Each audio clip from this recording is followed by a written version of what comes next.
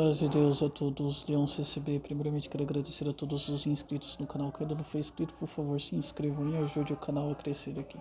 No vídeo de hoje eu vou fazer uma pequena análise muito simples, bem rápida, sobre uma questão que foi levantada agora à tarde. É claro que precisaria de acho que umas 2 horas, mas eu pretendo fazer um vídeo bem simples e sucinto, só para a gente entender pelo menos os pontos principais do que a questão do será que um membro da congregação cristã do Brasil ele pode ser da congregação cristã do Brasil e aderir também à ideia da fé reformada, muitas das crenças reformadas? A resposta é um sonoro não.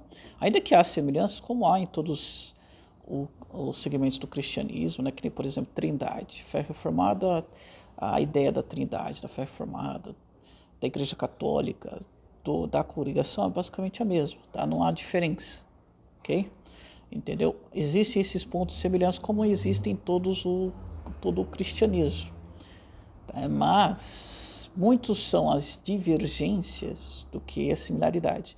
O primeiro ponto que eu elenco aqui é o cessacionismo. Os reformados acreditam que os dons cessaram na época apostólica, na época da elaboração do cânon, né? Para eles, né, fechou o cânon, fechou ali, né, a porta da revelação dos dons, os dons todos cessaram até a elaboração do cânon. Nós, da Congregação Cristã do Brasil, acreditamos na continuidade dos dons, na atualidade deles. Nós acreditamos sim em revelações, não que acrescente algo ao cânon, veja bem, né, mas revelações que edificam e aproximam o povo de Deus, nesse aspecto, ok? Não existem revelações do ponto de vista canônicas, tá? Não há como eu, por exemplo, dizer eu estou aqui tendo uma nova versão de Apocalipse, a gente vai corrigir lá, Apocalipse 6 está errado, por exemplo. Esse tipo de revelações não existem, né? Todas as revelações têm que estar de acordo com aquilo que foi revelado, até porque o Espírito Santo não pode contradizer a si mesmo. Se ele revelou algo ao apóstolo João, não posso chegar aqui e contrapor o que já foi revelado, né? Eu coloquei alguns pontos aqui, para eu não me perder, né? Sobre a questão aqui da soberania e da predestinação. Bem, Deus é soberano. Nós, da Congregação Cristã do Brasil, acreditamos na soberania de Deus. E por ele ser soberano, e por sua misericórdia, ele provém ao homem o livre-arbítrio. Né? Parte dos reformados, em sua grande maioria, não acreditam no livre-arbítrio. Eles acham que a predestinação foi incondicional, por exemplo. Não são todos os reformados que acreditam nisso. Aí tem que fazer esse parênteses. Mas tem a ala calvinista lá que acredita na predestinação incondicional. Né? Nós não acreditamos nisso. Nós acreditamos que Deus deu ao homem o livre-arbítrio. Né? Outra coisa aqui é a questão da busca pela santificação. Né? Eles basicamente enfatizam só a salvação pela fé. Né? Nós acreditamos também na salvação pela fé, que a gente segue todas as Sagradas Escrituras, eles seguem parte, né? Eles basicamente esquecem das obras em suas falas, né? Eles só falam salvação pela fé, salvação pela fé, salvação pela fé, e esquecem o que o Tiago falou. Você tem fé, então você tem obras. Por quê? Nós, da Congregação Cristã do Brasil, seguimos o que estão nas Sagradas Escrituras. E qual que é a evidência da nossa fé em Cristo? As nossas obras. Então, quando buscamos a santificação, não é porque nós acreditamos que em nós há força para isso. Nós buscamos a Deus e Ele, através do seu Espírito Santo, nos capacita as boas obras. Então é o Espírito Santo que produz tudo. Então nós buscamos sempre a Deus para que assim tenhamos boas obras. Né? Então o sinal da fé é o que? São as obras. Eles basicamente só falam, tudo para eles é salvação por obras. Quando a gente fala, se consagra a Deus, busca a Deus, né, tenta se aproximar através da santificação, se aproximar ao ponto de Deus, eles vão falar, salvação por obras. Você pode ver que é a falácia do século dos reformados, tá bom? Deixa eu ver. Eu não quero que esse vídeo fique muito longo, né? Deixa eu ver se mais... Outra coisa, a forma batismal também, né? Muitos reformados, eles fazem batismo por aspersão, por exemplo, né? Nós somos da imersão. Então, muitos reformados, não são todos, né? Mas nós acreditamos no batismo por imersão.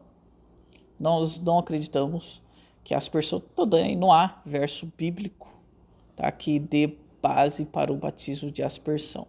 Outra coisa que divergimos de boa parte dos reformados, a questão do pedobatismo. Isso não tem, né, lugar, até porque nós cremos na seguinte questão.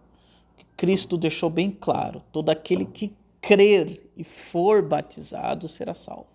Então, primeiro crê, depois batismo. Então, a pessoa precisa crer. Como a criança ela ainda na sua, né, acabou de nascer, como ela tem a capacidade de crer em Cristo, né? Eles vão pegar lá a questão, tirando do contexto, tá? A questão lá do batismo e circuncisão, que ali Paulo faz uma análise. Então, eles falam, nós cremos que a salvação foi estendida aos nossos filhos, né? Então, nada a ver, né? Uma interpretação errada, equivocada. Nós cremos que a pessoa tem que crer. Então, nós cremos, nosso batismo tem que ter a fé em Cristo Jesus. Aí sim, para alcançar o perdão dos pecados. Então, o pedobatismo não tem lugar na congregação cristã do Brasil, né? Vou ver mais alguma coisa aqui. Tem que ter cuidado para não... E basicamente os principais pontos, deveria falar mais tempo, né? Já está dando 7 minutos esse vídeo aqui. Eu deveria falar mais tempo sobre isso. Porém, né? Não quero que deixe extenso.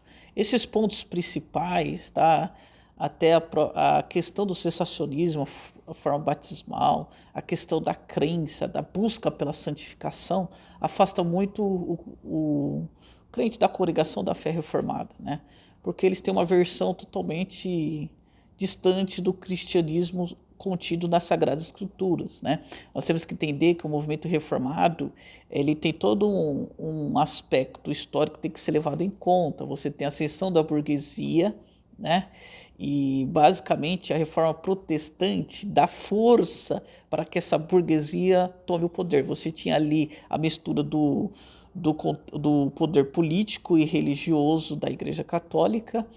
A burguesia está ascendendo ao poder e nela havia várias coisas que contradiziam ensinamentos católicos.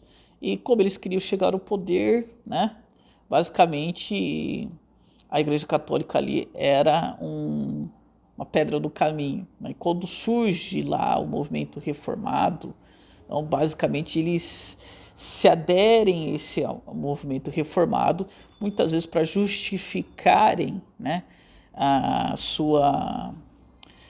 suas ações. Por exemplo, hoje isso é uma herança que nós temos, né, desse crescimento da introdução do capitalismo no mundo, né?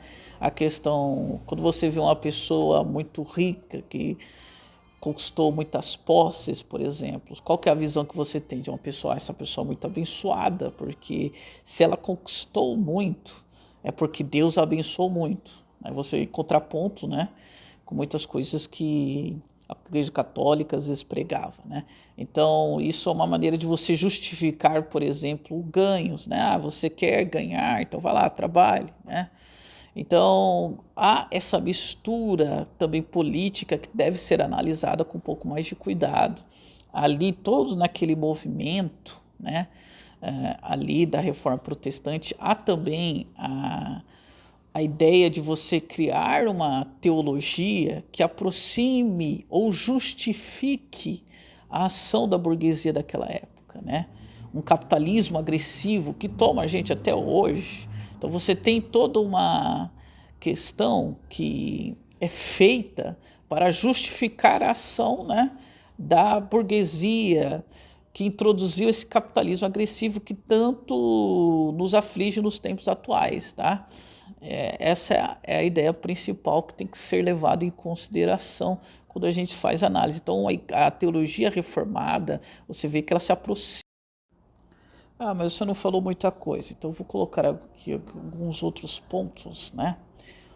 Que a teologia reformada, ela tenta sim justificar aquele capitalismo agressivo. Total, quando você vê a ideia a ênfase na soberania, né? Vou colocar aqui o primeiro ponto, né? Meio que eles tentam justificar, né, que a ideia de livre mercado, né, é uma ordem divina. Então você conquista as coisas de acordo com o seu esforço, com a sua dedicação, né? Então a ideia de livre mercado, você quer ganhar dinheiro aqui, então você vai lá, né, busca, se esforça, né, vai atrás. Quem não busca e se esforça é uma pessoa preguiçosa, né? Ou seja, né, ignorando as injustiças e desigualdade que essa ideia de livre mercado produz, né? Acumulação de riquezas e tudo mais, né? A teologia reformada, ela meio que ela coloca, né, essa noção de acumulação, né? Ela meio que gloria a riqueza daquela pessoa. Você ficou muito rico, então você é uma pessoa. Isso é um sinal de uma benção divina, né? Desconsiderando o fato de que para que aquela pessoa acumulasse aquela riqueza, ela muitas vezes, né, deixou centenas de pessoas em condições de pobreza, né? Então, o foco na teologia reformada é muito no individual, né? Desviando a atenção das responsabilidades coletivas e das estruturas sociais, né? Então, você tem... Aqui eu coloquei um ponto aqui, eu vou até ler. Redefinição da prosperidade, né? A teologia reformada, ela promove uma visão distorcida de prosperidade, que se alinha muito mais com o materialismo do que valores espirituais, levando à exploração e à degradação, né?